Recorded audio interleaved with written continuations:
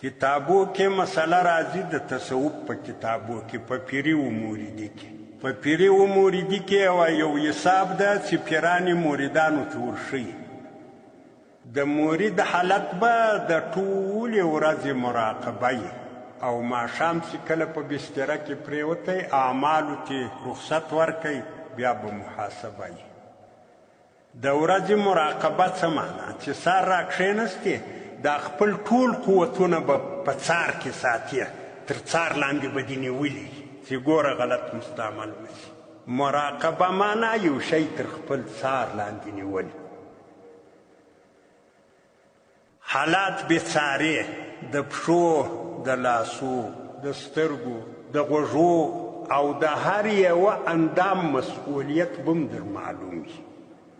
د هر یوه اندام کار به هم در معلوم سترګې الله د کوم مقصد دپاره راکړي دي بې له هغه مقصد استعمال دا په امانت خیانت او خائن ته بیا د خپل خیانت بدله ورکول کېږي غوږونه الله د یو مقصد دپاره راکړي دي دا زموږ نه دي د یو څو شپو دپاره راسره دي بیا راستل کېږي ډېر خلک ما وتالیدلي دي زما او ستا په مخ کې الله امانتونه ځینې واخلي بیا نه د اورېدلو طاقت یې نه د ویلو یې نه د لیدلو دا له ما او تا سره امانت دی وخت هم نه د معلوم چې څه وخت یې راڅه غواړي نو هر آن د دغه امکان شته چې دا امانتونه الله تسلیم کړي هر وایي د زړه علمه پر راغله فشار یې ورسته ها وسو ټکر وسو پلاني وسو چاودنه وسوه دا خو ته وینې د روغ خلک روان دي نو دغه امانت به ته تر څار لاندې ساتي دې ته مراقبه وایي پیران چې دي پیران موریدانو ته د مراقبې درس ورکوي چې څوک یې مورید کوي بیا دغه توصیه ورته کوي چې ګوره خپل طاقتونه به دې تر څار لاندې ساتي هر آن به ستا پر دې خپلو طاقتو باندې نظر یي ځکه دا امانت خیانت که دې وکوي تا ته نقصان رسېږي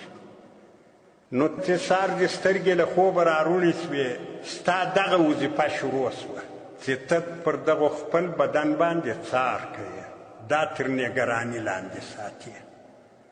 تر څو پورې چې ماښام په بستره کې وغځېدې پر سر دې تلتک راکش کوي اوس له ځانه سره حساب وکړه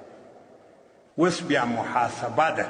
محاسبه بیا ده ته وایي سار چې ته راپورته شوې بیا چې دغه بسترې ته رارسېدې له بسترې چې ووتې بیا بیرته بسترې ته راتلې ته حساب وکړه څو دې ښه کارونه کړي دي څو دې بد کړي دي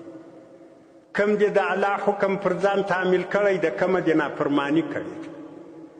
د دا ورځې حساب به ته له ځانه سره کوې حدیث کې راځي نبی علیه صلات وسلام وایي تر هغه مخکې چې له تا سره د الله لخوا حساب کېږي ته له ځانه سره حساب وکړه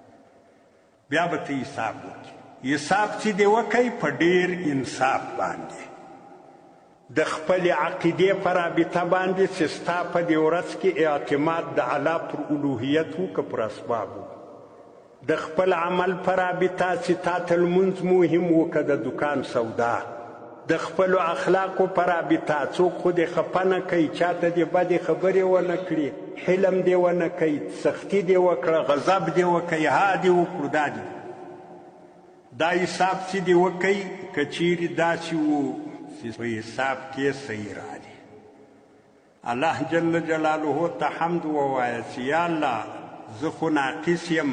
زه کمزوری یم دغه څه چې دا نن ورځ ما په امن تېره کړې ده دا ستا لخوا توفیق و کنې له ما سره هېڅ نه د الله شکر ادا کړه الله ته حمد ووایه الله چې کم توفیق درکوي د الله د دغه توفیق احسان ومنه ولې ته چې نن شکر ادا کې سبا تر دغه زیاتېږي الله جل جلاله له موږ سره وعده کړې ده ان شکرتم لازیدنکم که تاسې شکر ادا کوو الله وایي زه زیادت درکوم